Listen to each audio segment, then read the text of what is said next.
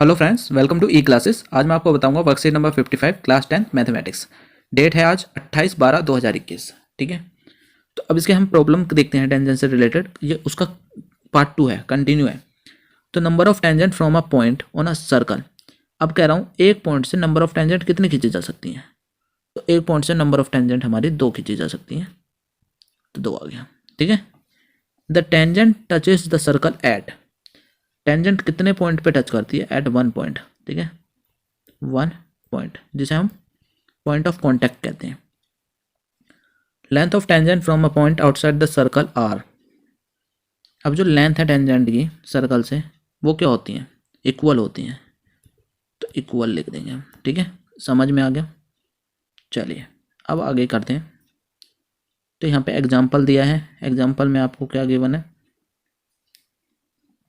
कि ए C B का perimeter निकालो। तो पेरीमीटर होता है बाउंड्री का सम, तो हम तीनों को सम कर देंगे हम, A C plus A B plus B सी।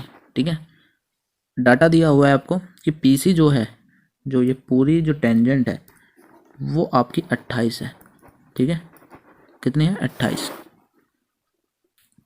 अब आप बताओ, ये भी 28 होगी।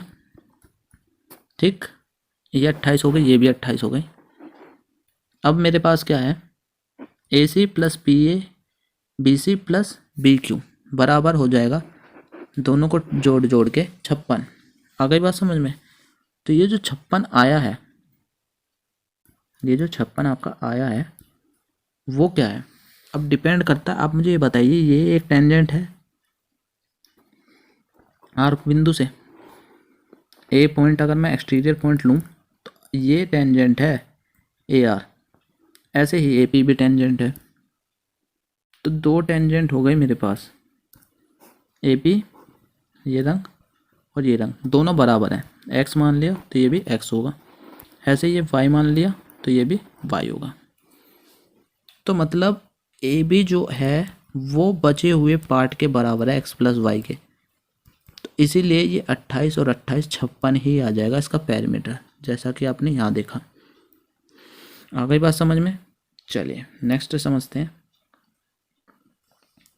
Prove that the angle form between two tangent to a circle from a point outside its supplementary to the angle subtended in the angle. ये अभी previous video में बताया था मैंने कि इसका और इसका सम 180 होता है। अब ये यहाँ पे प्रूफ करवा रहा है, कैसे होगा तो ये आपको मैं वीडियो में समझा दूंगा जब मैं ये चैप्टर पढ़ाऊंगा तब। ठीक है,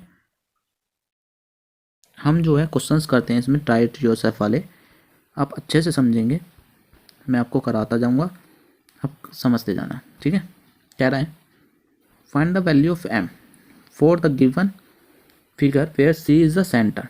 एम की वैल्यू बताओ। तो अब आपको पता है 3m और m टोटल मिला के कितना हो जाएगा? 4m। और 4m की वैल्यू कितनी होगी? 180, और 4 से इसे डिवाइड करेंगे तो 45। तो यहाँ पे कह रहा है 45 आ जाएगी वैल्यू m की। आ गई बात समझ में? नेक्स्ट करते हैं। In the given figure j is the centre of the circle, find the value of x। अब ये वाला पार्ट इस वाले पार्ट के बराबर होगा क्योंकि टेंजेंट है, तो मैं इन दोनों को बराबर लिख दे रहा हूँ। x प्लस 10 बराबर 2x माइनस 1। x इधर जाके माइनस होगा तो एक x बचेगा, और -1 इधर जाके प्लस हो जाएगा, यानी 11। तो x की वैल्यू आ जाएगी यहाँ पे 11। समझ आ गया? नेक्स्ट करते हैं।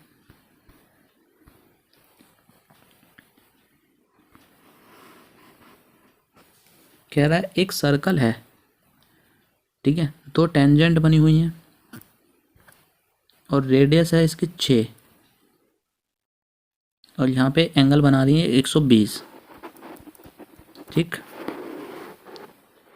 तो कह रहा है जो लेंथ ऑफ द टेंजेंट होगी ये वाली, वो आपके 2√3 होगी। ऐसा शो करना है। तो ऐसा शो करना है तो हम क्या करेंगे, ये वाली लाइन, मैं थोड़ा सा कंस्ट्रक्शन दिखा रहा हूँ और थोड़ा टिग्नोमेट्री भी लगेगा यहाँ पे। तो ये वाला मैंने लाइन मिला दी है इससे। ठीक है, ये तो 90 होगा, टेंजेंट 90 बनाती रेडियस से। अब ये 90 है, ये मुझे 90 के साथ अगर मैं रेफरेंस एंगल इसको लूँ इतने को, तो ये 60 है। तो रेफरेंस एंगल अगर 60 पता है तो थीटा के सामने हमेशा पी होता है, यानी पी की वैल्यू है। ठीक, और ये जो वैल्यू निकालनी है मुझे वो वी की वैल्यू है। तो पी और बी किस में आता है? 10 में आता है। तो हम यहाँ पे टेन थीटा लगा देंगे। तो टेन 60 बराबर होगा पी अपॉन बी। पी की वैल्यू रखेंगे हम, पी की वैल्यू कितनी है 6 और अपॉन में बी की वैल्यू हमें निकालनी है। तो ये से भाग करेगा 3 दूनी 6 और रूट के साथ आ जाएगा। तो बी की वैल्यू आ गई 2√3। आ गई बात समझ में?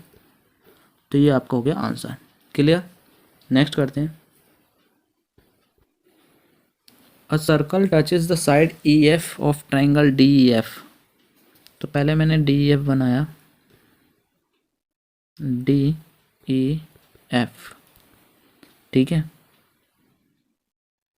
And touches sides D and D F at Q N R when produce. अब कह रहा है कि अगर इसे बढ़ा दिया जाए और इसे बढ़ा दिया जाए तो इनको भी टच करे वो, तो कुछ सर्कल ऐसा बनेगा, ठीक है, कुछ इस तरीके का डायग्राम आपका आ जाएगा। तो यहाँ तो वो टच कर रहा था कितने पे, पी पे, ठीक, और यहाँ वाले पे टच कर रहा है वो किस पे, दूसरे कलर से दिखाता हूँ जिससे क्लियरली आपको दिखाई दे। यहाँ टच कर रहा है वो क्यू पे, डी वाले बढ़ने पे, और डी एफ वाले बढ़ने पे किस पे टच कर रहा है, आर पे।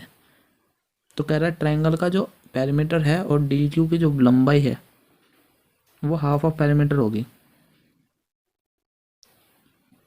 तो डी क्यू की लंबाई हाफ ऑफ पेरीमीटर होगी, जो अभी मैंने बताया था आपको ऊपर कि इस टेंजेंट का सम प्लस इस टेंजेंट का सम पेरीमीटर के बराबर होता है। तो अब आपके पास दोनों टेंजेंट आ गए, कौन कौन सी, डी क्यू और डी आर। टेंजेंट बराबर होती हैं और D Q plus D R कितना होगा, पेरीमीटर ऑफ ट्रायंगल, ठीक है, पूरा लिख लेना आप इसे। अब मुझे बताओ, पेरीमीटर ऑफ ट्रायंगल ले लिया मैंने यहाँ पे, तो अब मुझे बताओ डी क्यू डी आर है यहाँ पे, तो 2 DQ लिख सकता हूँ मैं इसे। तो पेरीमीटर ऑफ ट्रायंगल हो गया। अब ये गुना में इधर जाके क्या हो जाएगा, भाग में, तो हाफ पेरीमीटर ऑफ ट्रायंगल हो जाएगा। आ गई बात समझ में? तो यहाँ तक आपकी होती है ये वाली वर्कशीट कंप्लीट। Thank you. अगर आपको वीडियो पसंद आ रही है तो लाइक करें, सब्सक्राइब करें और ई क्लासेस फैमिली का हिस्सा बनें।